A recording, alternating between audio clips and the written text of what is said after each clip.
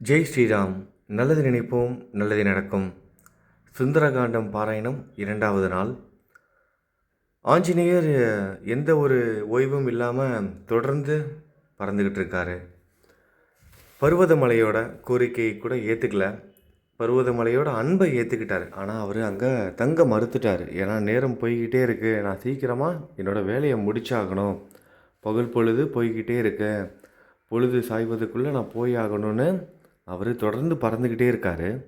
அந்த சூழ்நிலையில் தேவ கந்தர்வ சித்தர்கள் எல்லாரும் ஒன்று சேர்ந்து சூரியனுக்கு ஒப்பான ஒளி படைத்த நாகமாதா சுரசையிடம் சொல்கிறாங்க, ஸ்ரீமான் கடலுக்கு மேலே தாண்டி சென்று கொண்டிருக்கிறார். அவருக்கு அனுமான் என்று பெயர். மிகவும் பயங்கரமானதும் வானலாவி நிற்கும் மலை போன்றதுமான ராட்சச வடிவத்தை ஏற்று வளைந்த கோரை பற்களுடன் சிவந்த கண்களை உடைய முகத்துடன் தோன்றி அவருக்கு கொஞ்சம் இடையூறு செய் அப்படின்னு சொல்கிறாங்க. இந்த தேவ கந்தர்வ சித்தர்கள்லாம் நாக தேவதைகிட்ட சொல்கிறாங்க, நாக மாதா சுரசையிடம் சொல்கிறாங்க, நீ இப்போ என்ன பண்ணணும்னா வானலாவி நிற்கும் மலை போன்றதுமான ராட்சச வடிவத்தை ஏற்று வளைந்த கோரை பற்களுடன் சிவந்த கண்களையுடைய முகத்துடன் தோன்றி அவருக்கு கொஞ்சம் இடையூறு செய்யே அப்படின்னு சொல்கிறாங்க. மறுபடியும் அவருடைய பராக்கிரமத்தை அறிய விரும்புகிறோம், அவருடைய சக்தியை நாங்கள் தெரிஞ்சிக்க விரும்புகிறோம். 2வது முறையாக அவரோட சக்தியை நாங்கள் தெரிஞ்சிக்க விரும்புகிறோம். முதல் முறை அந்த பர்வத மலையில் அவர் ரெஸ்ட் எடுக்க மைனாக மலையில், அந்த மலையோட பேர் மைனாக மலை, அந்த மைனாக மலையில் அவர் ஓய்வு கூட எடுக்காமல் தொடர்ந்து பறந்துக்கிட்டு இருக்காரு. இப்போ எவ்வளோ பெரிய ஒரு விஷயம், இவர் தொடர்ந்து பறந்துக்கிட்டு இருக்காரு, தண்ணி குடிக்கல, சாப்பிடலை, எதுவுமே இல்லாமல் பறந்துக்கிட்டு இருக்காரு. ஆனாலும் அந்த ஓய்வை கூட அவர் புறக்கணிச்சிட்டு தொடர்ந்து பறக்கிறாரு. இதுலேருந்தே தெரியுது அவரோட அந்த பராக்கிரமத்தை பற்றி எங்களால் தெரிஞ்சிக்க முடியுது. 2வது முறை தெரிஞ்சிக்க விரும்புகிறோம். அதனால் நீ இப்போ அவரை பயமுறுத்து, ராட்சச வடிவத்தை எடுத்து பயமுறுத்து அப்படின்னு சொல்கிறாங்க. அதாவது இடைஞ்சல் செய்ய சொல்கிறாங்க. மறுபடியும் அவருடைய பராக்கிரமத்தை அறிய விரும்புகிறோம். இவ்வாறு சொல்லப்பட்ட அந்த தேவி சுரசை தேவர்களால் கௌரவிக்கப்பட்டு நடுக்கடலில் அழகற்றதும் ஒழுங்கில்லாததும் எல்லோருக்கும் பயத்தை கொடுக்கக்கூடியதுமான ராட்சச உருவத்தை எடுத்துக்கொண்டு வானத்தில் நீந்தி கொண்டிருந்த அனுமனை சூழ்ந்து கொண்டு இவ்வாறு கூறினாள்.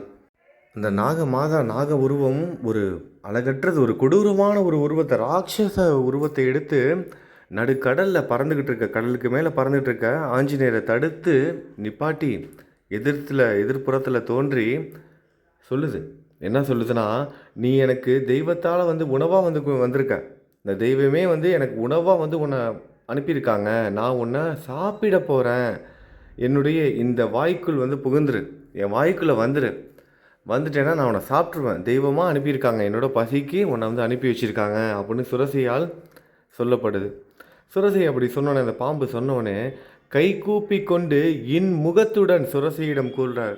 கொஞ்சம் கூட பயப்படலை, கொஞ்சம் கூட கோபப்படலை, கை கூப்பி வணங்கி சுரசையிடம் அந்த பாம்புக்கிட்ட சொல்கிறாரு, முகத்தோட சிரித்த முகத்தோட, தசரத குமாரரும் ஸ்ரீமானுமான ராமன் தன்னுடைய சகோதரன் லக்ஷ்மணன் மற்றும் அவருடைய மனைவியான வைதேகியுடன் தண்டகாரண்யத்திற்கு வந்தார்.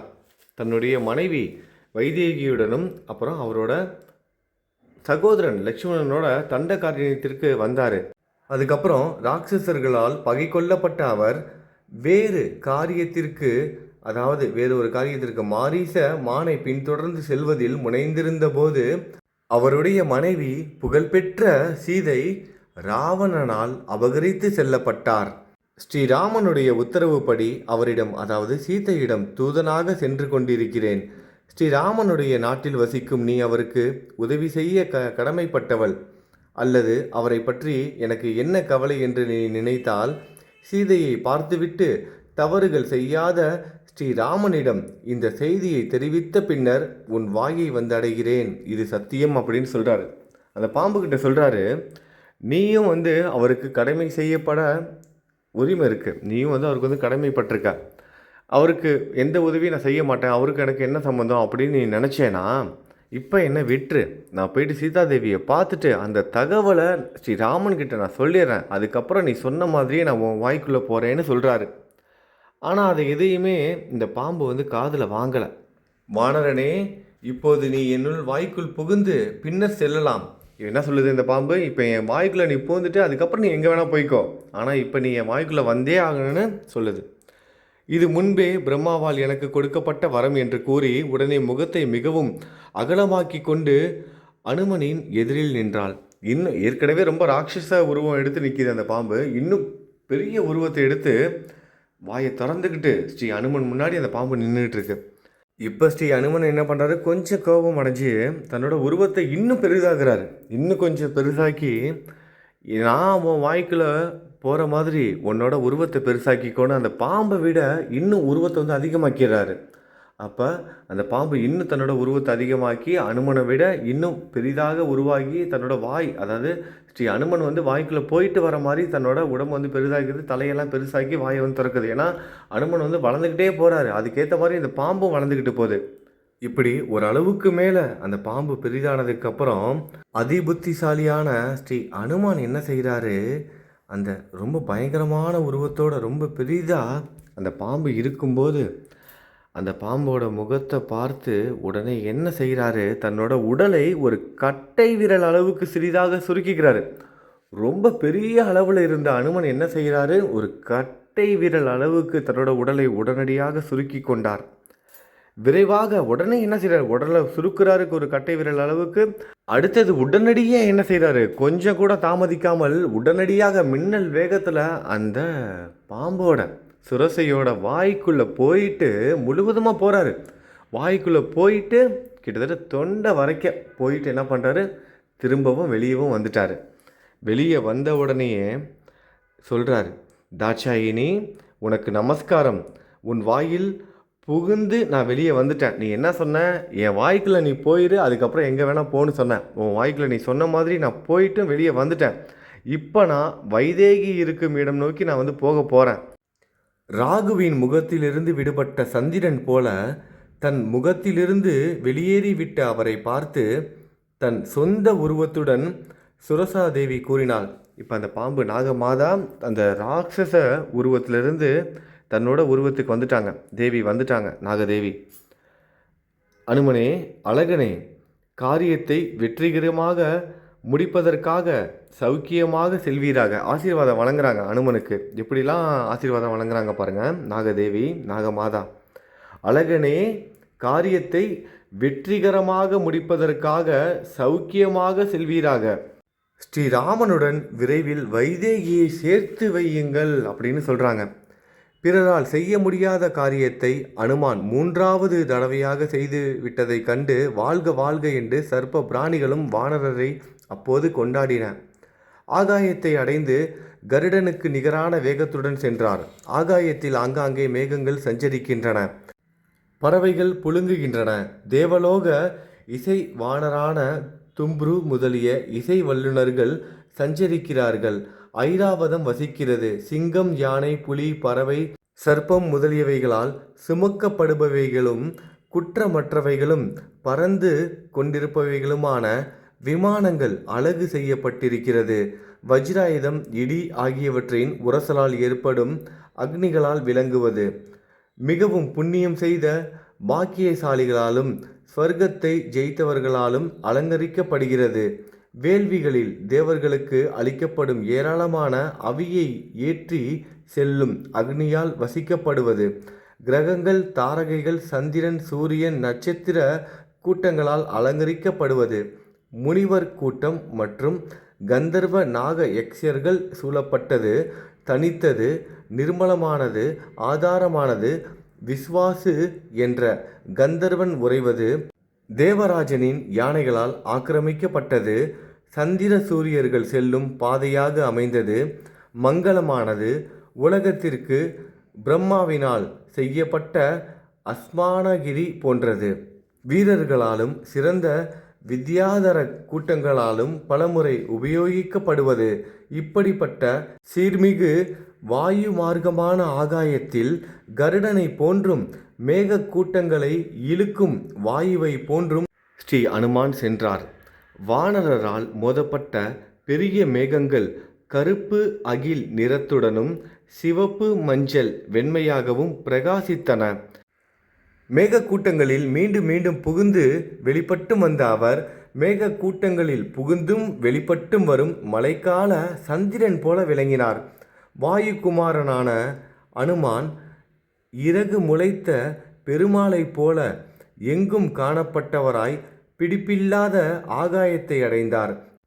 இப்படி அவர் பறந்துக்கிட்டு இருக்கும்போது தான் ஒரு ராட்சசி சிந்திக்கிறான். அவளோட பேர் சிம்ஹிகா. அந்த ராட்சசி என்ன செய்கிறப்ப ஸ்ரீமான் அனுமனுடைய அவரோட நிழலை பிடிச்சு இழுக்கிறான். தன்னோட நிழல் பிடிக்கப்படுவதை உணர்ந்த அனுமன் சிந்திக்க தொடங்குறாரு. பெருங்கடலில் எதிர்காற்றினால் வேகம் தடைபெற்ற பெரும் படகு போல இந்த படகுலாம் எதிர்காற்றுல இந்த போகும்போது தடைப்பட்டு நிற்கிற மாதிரி திடீரென்று என்னோட பராக்கிரமம், என்னோட சக்தி குறைக்கப்பட்டவனாக நான் உணர்றேன். நான் இழுக்கப்படுறேன், என்னோட நிழலை யாரோ பிடிச்சி இழுக்கிறாங்க அப்படின்னு உணர்ந்த அவர் மேலும் கீழும் எல்லா பக்கத்துலேயும் பார்க்குறப்ப அந்த உப்பு கடலில், அந்த கடலில் சமுத்திரத்தில் ஒரு பிராணி, ஒரு மிகப்பெரிய ஒரு பிராணி எழும்பி நிற்கிறத பார்க்குறாரு. விகாரமான முகத்தையுடைய அதை பார்த்த அனுமான் ஏற்கனவே ஒரு முறை வானர மன்னன் சுக்ரீவனால் சொல்லப்பட்ட ஏற்கனவே ஒரு சுக்ரீவன் இந்த விசித்திரமான இந்த ஒரு விகாரமான ஒரு பிராணியை பற்றி சொல்லியிருக்காரு. அந்த விசித்திரமான பிராணி இதுவாக தான் இருக்கும் அப்படின்னு எண்ணிக்கிறாரு. அவரால் சொல்லப்பட்ட சாயக்ராக்சி இதுதான், அந்த சாயக்ராக்சி இதுதான் என்பதில் சந்தேகமே இல்லை. அந்த ராட்சசி இதுவாக தான் இருக்கும், நிழலை பற்றி இழுக்கக்கூடியது, மிக்க வீரியமுள்ளது என்று நடந்து கொண்டிருந்த காரியத்தினால் அவள் சிம்ஹிகை என்ற உண்மையை உணர்ந்து புத்திமானான ஸ்ரீமான் அனுமன் மழைக்கால மேகம் போல மிகப்பெரிய சரீரமுடையவராக வளர்ந்தார். சிம்ஹிகை அந்த பெரிய உருவத்தை பார்த்து பாதாள குகைக்கு ஒப்பாக தன் வாயை விரித்து கொண்டாள். ஒரு பாதாள குகையோட வாய் எப்படி இருக்குமோ அந்த மாதிரி தன்னோட வாயை விரிச்சுக்கிறான். மேகக்கூட்டம் போல் கர்ஜித்து கொண்டு அனுமானை நோக்கி ஓடுறான். அவர் தன் உடல் அளவுக்கு வளர்ந்து இருந்த அவளுடைய அகலமான மிகப்பெரிய வாயை பார்த்தார்.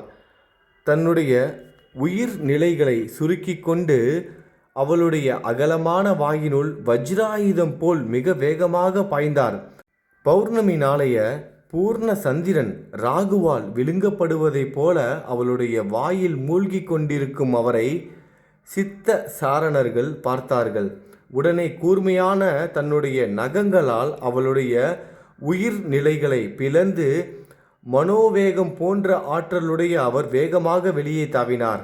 அறிவினாலும் தைரியத்தாலும் செயல்திறனாலும் அவளை வீழ்த்திவிட்டு மனத்தின்மை பெற்ற ஸ்ரீ அனுமான் உடனடியாக தன்னுடைய உடலை வளர்த்து கொண்டார். திரும்பவும் என்ன பண்ணுறாரு, தன்னோட உடலை வளர்த்து கொண்டார். மின்னல் வேகத்தில் ஒரு வஜ்ராயுதம் மாதிரி அவளோட வாய்க்குள்ளே புகுந்து அவளோட உடலை கிழிச்சிக்கிட்டு வெளியே வந்துட்டார். அனுமானால் மார்பு பிளக்கப்பட்ட அவள் அலறிக்கொண்டு தண்ணீரில் விழுந்தாள். அவளுடைய அழிவுக்காகவே பிரம்மாவால் படைக்கப்பட்டவர் இந்த ஸ்ரீ அனுமான். அந்த சிம்ஹிகையானவள் அவரால் விரைவாக கொல்லப்பட்டு வீழ்ந்ததை பார்த்து ஆகாயத்தில் சஞ்சரித்து கொண்டிருந்த பூதங்கள் வானரோத்தமரான அவரிடம் இவ்வாறு சொல்கிறாங்க: தாண்டுகிறவர்களுள் முதல்வனே, பயங்கரமான காரியத்தை இப்போது நீ செய்து இருக்கிறாய். பெரிய இந்த பிராணியை நீ கொன்று போட்டாயே. நீ ஏற்றுக்கொண்டிருக்கும் காரியத்தை வெற்றிகரமாக முடித்துவிட்டு வான்னு சொல்கிறாங்க. வானரேந்திரா, தைரியம், தொலைநோக்கு, சற்றென்று முடிக்கும் துணிவு, செயல்திறன் ஆகிய நான்கும் எவரிடம் இருக்கின்றனவோ அவர் காரியங்களில் தோற்று வருத்தமடைய மாட்டார்கள். இப்படியெல்லாம் போற்றப்பட்ட ஸ்ரீ அனுமான் தொடர்ந்து ஒரு கருடனை மாதிரி ஆகாயத்தில் மேகத்தை கிழிச்சிக்கிட்டு பறந்துக்கிட்டு இருக்காரு. அவர் பறக்கும்போது மேகங்களும் அங்கே இருக்க அந்த தூசிகள் மேகங்கள் எல்லாம் அவர் கூடயே சேர்ந்து போயிட்டுருக்கு. ஏன்னா அவ்வளோ வேகத்தில் போயிட்டுருக்காரு. அநேகமாக கடலை தாண்டி விட்ட அவர் சுற்றுமுற்றும் பார்க்குறாரு. கிட்டத்தட்ட கடலை தாண்டி முடிக்கிற ஸ்டேஜுக்கு வந்துட்டார். அங்கே எங்கேயும் பார்த்துக்கிட்டே பறந்துகிட்டு இருக்காரு. கொஞ்சம் தூரத்தில் ஒரு எல்லையில் மரக்கூட்டங்களை பார்க்குறாரு. கிட்டத்தட்ட கடலை தாண்டி முடிக்க போகிறாரு. மரக்கூட்டங்கள்லாம் இருக்குது. மரங்கள்லாம் கண்ணுக்கு தெரிய ஆரம்பிச்சிருச்சு. அப்படியே அவர் கொஞ்சம் கொஞ்சமாக கீழே இறங்குறாரு. பல வகையான மரங்களால் அலங்கரிக்கப்பட்ட தீவையும் மலையின் நந்தவனத்தையும் பார்க்குறாரு அனுமான். பெருங்கடலையும் கடலோரத்தையும் கடலோரத்தில் வளர்ந்திருந்த மரங்களையும் கடலின் பத்தினிகளான நதிகள் சங்கமிக்கும் முகத்துவாரங்களையும் பார்த்தபடியே மிகப்பெரிய மேகம் போல் ஆகாயத்தை தடுத்து கொண்டிருக்கும் தன் சரீரத்தை பற்றி ஆலோசித்து ஒரு நல்ல முடிவுக்கு வராரு. அவர் இறங்கும்போது இதெல்லாம் பார்க்கும்போதே அந்த கடலை பார்க்குறாரு, கடல் ஓரத்தில் இருக்கிற மரங்களை பார்க்குறாரு, நந்தவனத்தை பார்க்குறாரு, கடலோட பத்தினிகளான அந்த நதிகள் சங்கமிக்கும் முகத்வாரங்களெல்லாம் பார்த்துக்கிட்டு இறங்கும்போது அப்போ தான் சிந்திக்கிறாரு, தன்னோட உடல் இவ்வளவு பெரிதாக இருக்கே, கூடவே இந்த மேகங்கள்லாம் வந்துக்கிட்டு இருக்கு, அவ்வளோ வேகமாக நான் வந்துக்கிட்டு இருந்தேன் அப்படின்னா இங்கே இருக்கிற ராட்சசர்கள் எல்லாருக்கும் தெரிஞ்சிடும், என்னை பற்றி சிந்திக்க ஆரம்பிச்சிடுவாங்க, என்ன இது இவ்வளோ பெரிதாக ஒரு உருவம் வந்துக்கிட்டு இருக்கு, கூடவே மேகங்கள் இந்த தூசி எல்லாம் வந்துக்கிட்டு இருக்கு அப்படின்னு என்னை பற்றி சிந்திக்க ஆரம்பிச்சிடுவாங்க, அது எல்லாம் யாருக்கும் தெரிஞ்சிடக்கூடாதுன்னு ஒரு நல்ல முடிவுக்கு வராரு. புத்தி கூர்மை வாய்ந்த அனுமன் உடனே என்ன செய்கிறாரு, தன்னோட உடலை சுருக்கி கொள்கிறாரு, தன்னோட இயல்பான நிலைக்கு வராரு. எப்படின்னா விஷ்ணு பகவான் பலி சக்கரவர்த்தியை வெற்றி கொள்வதற்காக என்ன செய்வார், வாமன அவதாரம், ஒரு குள்ளமான ஒரு அவதாரம் எடுத்து 3 அடி நடப்பார் பாருங்க, அந்த மாதிரி தன்னோட உடலை சுருக்கிக்கிறார். தன்னோட உடலை மட்டும்தான் சுருக்கிறாரு, ஆனால் அவரோட சக்தி சுருங்கலை. அழகான பலவித உருவங்களை எடுக்கக்கூடியவரும், பெருங்கடலின் அக்கறையை அடைந்து பிறரால் வெல்ல முடியாதவரும், சுருங்கிய வடிவமுடையவரும், மாபெரும் மலையின் சிகரம் போன்றவருமான அந்த மகாத்மா இனிமேல் நடக்க வேண்டியதை பற்றி தீர்மானித்து கொண்டவராக, செழிப்பானதும் தாழை நறுவிழி தென்னை மரங்கள் ஏராளமாக விளங்குவதுமான லம்பம் என்ற மலையின் சிகரத்தில் இறங்குறாரு. ஸ்ரீ அனுமன் இப்போ எங்கே இறங்குறாரு, லம்பம் அப்படிங்கிற ஒரு மலை சிகரத்தில் இறங்குறாரு. எல்லாத்த பற்றியும் யோசிக்கிறாரு, யோசிச்சுக்கிட்டே இறங்குறாரு. அடுத்தது என்ன செய்யலாம் அப்படின்னு ஒரு அழகான மலை சிகரத்தின் மேலே இறங்குறாரு. அந்த மலையோட பேர் லம்பம். ஒரு சாந்தமான நிலையில் இறங்குறாரு. பழைய ஆக்ரோஷமான நிலையெல்லாம் விட்டுட்டு ஒரு சாந்தமான நிலையில் இறங்குறாரு. ஏன்னா யாருக்கும் எந்த ஒரு சந்தேகமும் வந்துடக்கூடாதுன்னு இயல்பாக ஒரு சாதாரணமாக இறங்குறாரு. ஏன்னா அவர் பறக்க ஆரம்பிக்கும்போது ஞாபகம் இருக்குன்னு நினைக்கிறேன் உங்களுக்கு, அந்த பறவைகள் விலங்குகள் எல்லாம் பயந்து ஓடுனுச்சு. இப்போவும் ஒரு காட்டில் தான் இறங்குறாரு. விலங்குகள் பறவைகள் எல்லாம் கத்தி ஓட ஆரம்பிச்சிச்சு. பறவைகள்லாம் பறந்துச்சுன்னா என்ன ஆகும், எல்லாருக்கும் சந்தேகம் வந்துடும். அதனால் யாரையும் பயமுறுத்தாமல் பொறுமையாக அந்த லம்பை மலையில் இறங்குறாரு சிகரத்தில். பேரலைகள் வீசும் பெருங்கடலை தன் பலத்தினால் கடந்து பெருங்கடலின் கரையில் குதித்து அமராவதி பட்டணம் போல் விளங்குவதும் அரக்கர்களும் நாகர்களும் நிறைந்ததுமான இலங்கையை பார்க்கிறாரு அனுமன். இலங்கையை பார்த்துட்டாரு. நாளைக்கு இலங்கைக்குள்ளே போக போகிறாரு. நம்மளோட பாராயணத்தோட 3வது நாளில் ஸ்ரீ அனுமான் இலங்கைக்குள்ளே எப்படி நுழைஞ்சதுக்கப்புறம் என்ன செய்தார், இதெல்லாம் பார்க்க போகிறோம். இரவு நேரத்தில் தான் இலங்கைக்குள்ளே நுழைய போகிறாரு. ஏன்னா பகல் முழுவதும் பறந்து ஒரு வழியாக கரையை தாண்டி வந்துட்டார், இலங்கைக்குள்ளேயும் வந்துட்டார். இப்போ இலங்கையோட அந்த எல்லை பகுதியில் இருக்கார், லம்பை மலையில் இருக்கார். இலங்கைக்குள்ளே போக போகிறார். இலங்கையோட எல்லை பகுதியில் இருக்கிற ஸ்ரீ அனுமான் நாளைக்கு பாராயணத்தோட 3வது நாளில் இரவு நேரத்தில் ஸ்ரீ அனுமான் இலங்கைக்குள்ளே எப்படி நுழைஞ்சதுக்கப்புறம் என்ன செஞ்சார், அது எல்லாத்தையும் நம்ம பார்க்க போகிறோம். 2 நாட்கள் பாராயணம் நல்லபடியாக முடிச்சிட்டோம். வரப்போகிற நாட்கள் ரொம்ப ரொம்ப இன்ட்ரெஸ்டிங்காகவும் ரொம்ப முக்கியமான பதிவுகளாகவும் இருக்க போகுது. அதனால் தொடர்ந்து பாராயணத்தில் கலந்துக்கோங்க. எல்லா பக்தர்களுக்கும் இதை தெரியப்படுத்துங்க. பாராயணத்தில் கலந்துக்க சொல்லுங்கள். இதுக்கு முன்னாடி அவங்க கடந்த 2 நாட்களாக கலந்துக்கலைனாலும் பரவாயில்ல, கடந்த பதிவுகளை கேட்டு முடிச்சுட்டு தொடர்ந்து கேட்க சொல்லுங்கள். குறைஞ்சது ஒரு 2 பேருக்காவது இந்த பதிவுகளெல்லாம் அனுப்பி வைங்க. அதுக்கு முன்பு பாராயணம் எப்படி உங்களுக்கு பிடிச்சிருக்கா அதை சொல்லுங்கள். ஏன்னா வரப்போகிற நாட்களில் சொல்கிற முறையில் ஏதாவது திருத்தம் வேணும்னா திருத்திக்கலாம், முயற்சி பண்ணுறேன். அது மட்டும் இல்லாமல் இந்த பாராயணம் முடியும் போது நிச்சயமாக மாற்றம் நிகழும். ஏன்னா எல்லாருக்குமே நல்லா தெரியும், சுந்தரகாண்டம் படித்து நிறைய குடும்பங்களில் எவ்வளவோ நல்ல விஷயங்கள் நடந்திருக்கு. நம்ம குடும்பத்துலேயும் நடக்கும்னு நம்புங்க, நிச்சயமாக நடக்கும். ஸ்ரீ அனுமானோட கதைகளை யாரெல்லாம் கேட்குறாங்களோ அவங்களோட வீட்டில் எந்த ஒரு உடல் குறையும் வராது. யாரெல்லாம் கேட்குறாங்களோ அவங்களோட மனசில் மிகப்பெரிய தைரியம் உண்டாகும். எப்பேற்பட்ட சுமைகளையும் கடந்து நம்ம போயிடுவோம். ஸ்ரீ அனுமான் எப்படி கடல் கடந்து போனார், கடல் கடந்து வந்தார் பாருங்கள். இப்போ எவ்வளவு தடைகளை தாண்டி வந்தார். அதே மாதிரி தான் நம்ம வாழ்க்கையில் இருக்கிற தடைகளையும் நம்ம தாண்டி வந்துடுவோம். இப்போ இந்த கதைகளில் சொல்கிற ஒவ்வொரு விஷயமும் நம்ம வாழ்க்கையில் நடக்கும், உண்மையாகவே நடக்கும். ராமனோட நாமத்தை ஜெபம் பண்ணுறவங்க எல்லாருக்கும் இப்பேற்பட்ட சக்தி கிடைக்கும். ஏன்னா ஸ்ரீ அனுமான் ஸ்ரீராமர் கேட்ட வரமே அதான், உங்களோட நாமத்தை யாரெல்லாம் ஜெபம் பண்ணுறாங்களோ அவங்க எல்லாரும் நல்லா இருக்கணும், அந்த வரத்தை கொடுங்கன்னு அவர் தொடர்ந்து கேட்டுகிட்டே இருந்தார். ஒரு முறை சனி அவரோட தலையில் ஏறி உட்காரும்போது கூட குறும்புத்தனம் பண்ணி விரட்டி விட்டார் சனியை. சனி வந்து எப்படிரா இவன்ட்ட தப்பிச்சு போகலாம் அனுமான்ட்ட அப்படின்னு கதறினார். அப்போ அனுமன் வந்து சொன்னார், யாரெல்லாம் ராமனோட நாமத்தை ஜெபம் பண்ணுறாங்களோ அவங்க யாரையும் நீ பிடிக்கக்கூடாது, இதுக்கு சம்மதம்னா அவனை விடுவிக்கிறேன்னு சனி பகவானையே பாடாப்படுத்தினவர் தான் இந்த அனுமான். ராம பக்தர்களுக்கு ஒன்றுனா அவர் துடிதுடிச்சு போயிடுவார். எப்போதுமே ஸ்ரீ ராம பக்தர்களுக்கு ஒன்றுனா துடிதுடிச்சு போயிடுவார். ராமனோட நாமத்தை ஜெபம் பண்ணுங்கள், எல்லாமே நல்லதாகவே நடக்கட்டும். நாளைக்கு 3வது நாள் பாராயணத்தில் ஸ்ரீ அனுமன் இரவு நேரத்தில் இலங்கையில் நுழைஞ்சார், அதுக்கப்புறம் என்ன செஞ்சார், இது எல்லாத்தையும் நம்ம பார்க்க போகிறோம். 2வது நாள் பாராயணத்தை இதோடு நம்ம முடிச்சுக்கலாம். நல்லது நினைப்போம், நல்லது நடக்கும். ஜெய் ஸ்ரீராம்.